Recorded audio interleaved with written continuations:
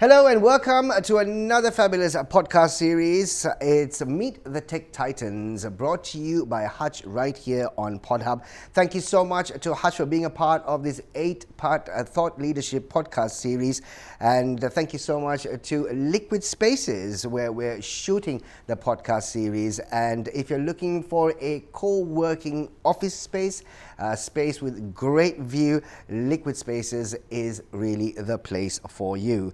As we speak to individuals and influential voices in the world of technology right here in Sri Lanka, individuals who've really pushed the boundaries, individuals who've used technology to their advantage in their areas of expertise, and we've had some fabulous guests so far, and we still have some great guests to actually go on. And likewise, we have an individual, a very interesting individual, who I've actually known for a very, very long time, over 15 years, I believe, who's on the show. And firstly, we obviously are very humbled that he's actually accepted our invitation to be a part of Meet the Tech Titans. He is the director of FutureWorks, MAS Innovations. It's Ahmed Irfan. We fondly call him Irfan. And Irfan, thank you so much for coming on the show. Thank you, Shaq. It's excellent and great to be here. It's lovely to have you on the show and great to meet you after a very long time. Oh yeah, it's been a while. It's always good to catch up. Always great to catch up. Yeah. And firstly, I mean, congratulations on the great work that you've been doing at FutureWorks right now. Getting into technology, getting into apparel, which of course is what you're doing at the moment. At the same time, you've got a company that you're also running on the side, which you're going to get into all that. But FutureWorks, under your leadership, Irfan, has actually made great strides and moved into territories that have been uncharted before. And you've actually put down certain plans and certain business proposals moving into that. How do you identify these untapped markets, and how do you basically guide these strategies moving forward? Sure. So the journey at FutureWorks is something that started way before my time. Right. I think I'm back at MAS after a break, and it's good to see that the vision that was set out about 10 years ago has traveled well. Right. So at FutureWorks, the mandate is how do we explore white spaces or adjacencies that MAS as an organization has a right to play in. So what we ask ourselves is, we manufacture apparel today, but if we were to take that same skill around form, fit, function, operations and manufacturing, where else could we apply it? If we take that skill and combine it with some of our more recent skills and capabilities around electronics and software, what's possible? So FutureWorks has been around. How do we how far away do we go from the core? I think that's a question a lot of organizations ask themselves today. How far should you go away from the core? What are those white spaces you build into? How do you know if it's right? How do you know if it's working? So what we've actually done is, over the last 10 years, looked at what really makes sense to us, what white spaces are attractive to us. Some of them have worked, some of them have not. But essentially, it's about having a very clear right to play, and how we combine some of our inherent capabilities with more modern technology as we move forward. So, I mean, that actually you beautifully brought us into the next question, honestly speaking. How do you, I mean, what specific technologies, when you look at when you are answering the hows, of course, the specific technologies also come into play, but what specific technologies or strategies do you believe are most impactful in these cases? Yeah, so I think at MAS we take a we look at it as technology for the core and technology for what's called beyond the core. Right. And essentially, because we are a manufacturing organization with Industry 4.0 upon us, we really think that the technologies that is currently redefining our landscape and would redefine our future is essentially a lot to do around AI, machine learning, robotics, IoT, and the distributed ledger. So we do see potential in those technologies, but the point is to not get caught up in the hype. Right. What we want to be really clear about is it the technology or is it the business case? That's Right. more important. Very easy to be caught up. Very easy to get caught up. And I think the one question we want to constantly answer for ourselves is, what really is the value creation here? Is that value creation sustainable? And to do that, how are we unlocking technology? So essentially what you tend to do, and from speaking from my previous experience as well, you tend to put the cart before the horse. Right. You tend to fall in love with the technology, and then you retrofit a business case to justify it. Right. But our process is more around, firstly, what's that weak signal or what's that opportunity? How do we build into the opportunity? How do we validate the opportunity? And then how do we leverage technology to capitalize on the opportunity? Right. Not the other Not way the other around. way around. Yeah. Now, FutureWorks obviously has been in the forefront of a digital transformation shift. Like you said, you're utilizing advanced tools like AI and predictive analytics and so on and so forth. In your experience, how can businesses actually integrate digital transformation? Let's just talk about FutureWorks as is right now. Yeah. You can actually talk about it. And to make efficient experiences for employees and customers alike. Sure. So again, Shaq, I think I'd like to break that answer into two. Yeah, sure. So at FutureWorks, we don't really pursue the digital transformation agenda of MAS per se. Right. We have a future proofing team that does that, and that's more around how do we transform today and how do we use technology to transform. But what FutureWorks does focus on as part of its mandate is how do we transform the way we work in future? Right. In the sense, if we've got all of these capabilities, how could we perhaps put it on a platform? How would we unlock all of the data that we have into a viable proposition? How do we help brands co-create? How do we bring different collaborators into the apparel value chain? Now that's potential. Right. And that's something we are exploring from a platform play. So for us, even if you're looking at digital transformation beyond the core, it's clearly around how do we leverage our skills, our data, how do we take a completely new view to perhaps even collaborating with competitors, because there are industry specific issues we need to probably address. And not just address ourselves. So how do we collaborate as competitors? How do we bring an ecosystem play in instead of having wall gardens and lockouts? We believe that is going to be the thinking of the future. So for us at FutureWorks, one of the angles we are exploring is what could be the business model of the future. Right. So one of the key things that we are exploring from a FutureWorks perspective in terms of beyond the current core business is what's the business model of the future and how will digital help unlock it. And to do that, we come back to the Industry 4.0 suite. How do we use data? How do we use machine learning? How do we use AI?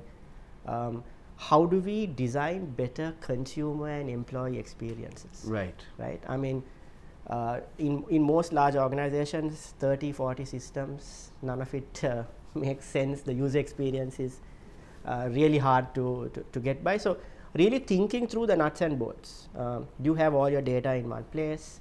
Do you have the right level of digital maturity within the team to be able to take this on? If you are going to collaborate, what is the framework to collaborate in? If you want to create new employee, consumer and customer experiences, how do you design that? Are all questions we're asking ourselves right now. Now, Irfan, obviously, as far as MAS is concerned, we've known this for a long time. Sustainability is actually a non-negotiable aspect of business strategies, and it's actually evolved in the last so many years with the MAS ethos, so to say. But right now, of course, being in innovation at FutureWorks, both sustainability with innovation and competitiveness is very, very challenging. Now, the question, of course, comes from the fact that yes, you use technology to make sure that it is adaptable to whatever you are doing. At the same time, trying to make sure that it is sustainable also becomes a bit of a dilemma, so to say, and puts people in a bit of a quandary at the moment. How do you ensure that sustainability remains an integral part to innovation without actually compromising the market demands? Yeah. So I think it starts, Shaq, from actually listening to the market, right? I mean, if you take the more modern consumer, the fact that they're far more aware around their impact on the planet and their purchase patterns and choices on the planet is the starting point. Much more than we were. Much more than we ever were, Yeah. right? So the consumer is truly, I wouldn't even say green, truly sustainable, is very, very mindful of the ecological impact as well as the general impact they would have on the planet, right? So for us, it starts with understanding the consumer. So at MAS, we do have a division entirely dedicated to sustainability and the strategy around sustainability. Works very closely with the innovation and the product organization.